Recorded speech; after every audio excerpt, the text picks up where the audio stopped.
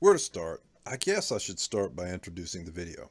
This is a video of us riding through the best place in the United States, Dunkirk, New York.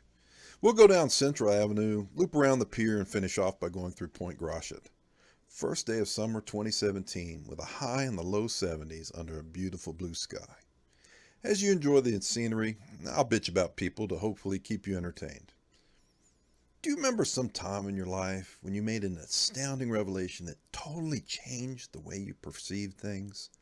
I'm not talking about little everyday revelations like, hey, eating ice cream for breakfast is a great way to start the day. I'm talking about events that create a major paradigm shift in how you view life. Realizations that completely and forevermore changed the way you perceived reality. I'm talking about when you learn Buddha-level truths that change your actual reality. I remember one reality-altering event that occurred in my life when I was about 17 or 18 in high school. I was, and I remain, a very intelligent person. I regularly use words like esoteric and dichotomy, not because I'm trying to impress people, but because I actually understand what those words mean, and sometimes they're the best words to use. I was a confirmed underachiever in high school. I really don't want to go on a long explanation. Let's just say I had issues. I've fixed many of them. I'm living a life more blessed than most. I could have applied myself and achieved academic greatness, but that's what my parents wanted, not me. In every school, there's the teacher's pet. In my class, that person was a guy named Brian Black, and he had a long career of being the teacher's pet.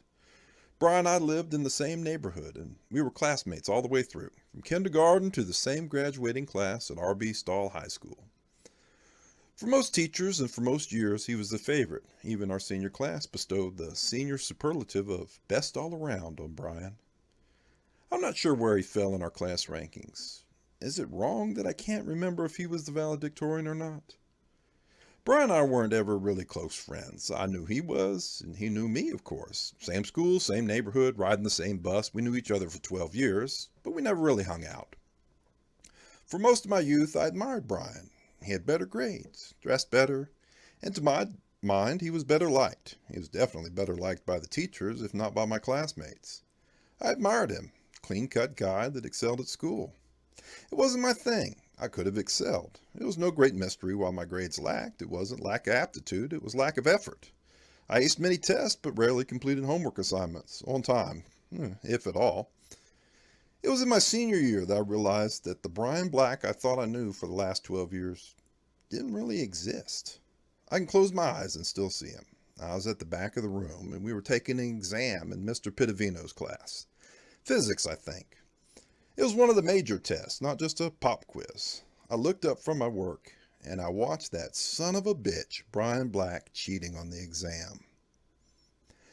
It was at that very moment I realized a polished image, talking a good game, and having many people believe the best about you didn't mean that you truly weren't a worthless piece of garbage. I can hear your thoughts. Maybe that was Brian's first time cheating.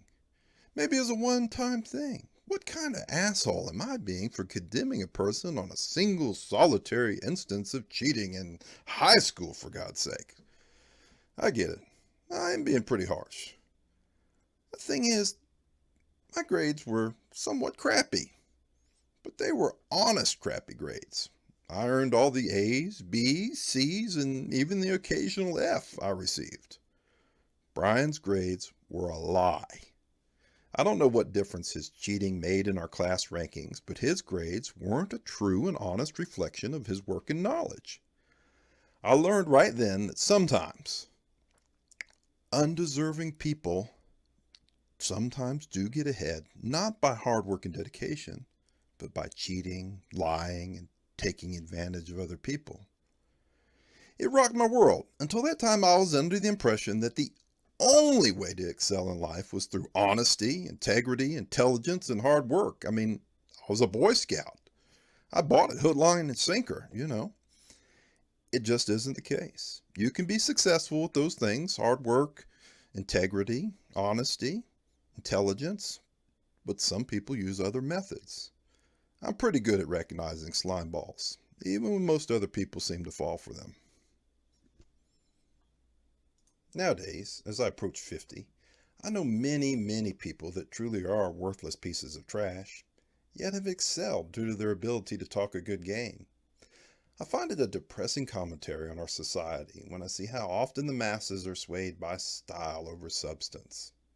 But enough about elected politicians. This is one of the reasons that humanity invented religions. Religion is a way for us to deal with the inevitable unfairness in life. Religion gives us an explanation of the unfairness, and then tells us the bad people will suffer in the afterlife, while the good ones, like ourselves, of course, that do the right things will be rewarded.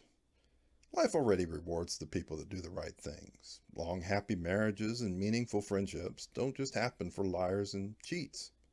Note to self, I need to watch It's a Wonderful Life again. And Harvey. Did I ever tell you how to puka name sketch?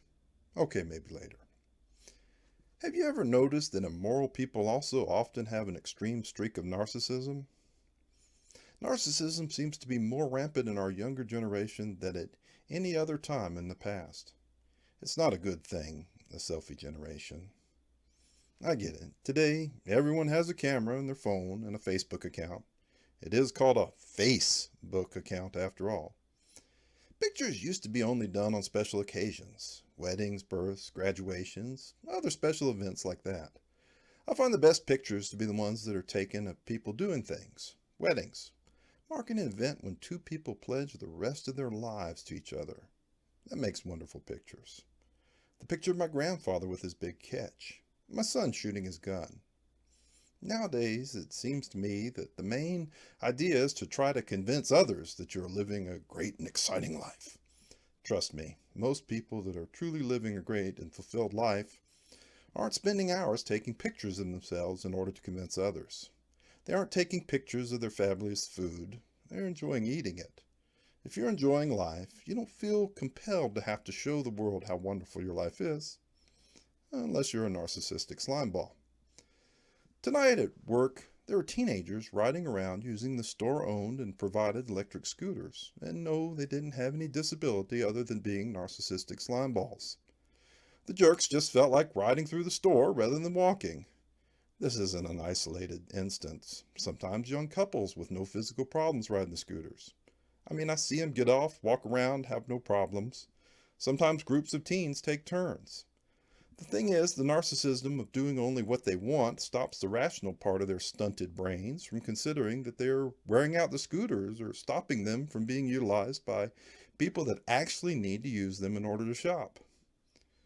Tonight, a family decided to bring their pets to the store.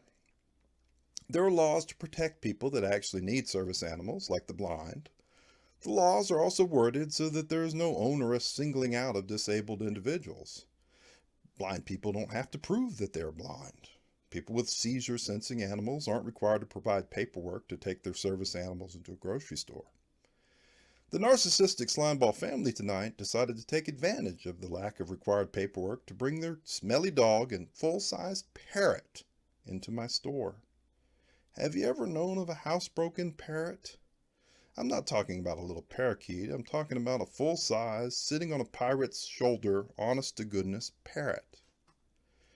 As a service to humanity, I'm developing a test to help people. It's a quiz to help people better understand themselves.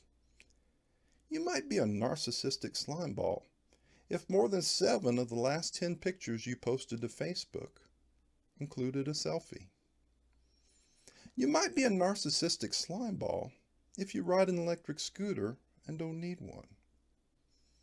You might be a narcissistic slimeball if you misrepresent your situation in order to take advantage of laws in order to bring your nasty pets into a place where food is sold. You might be a narcissistic slimeball if you think everyone should adopt your beliefs and value system. You might be a narcissistic slimeball if you post too many YouTube videos. It's something to think about.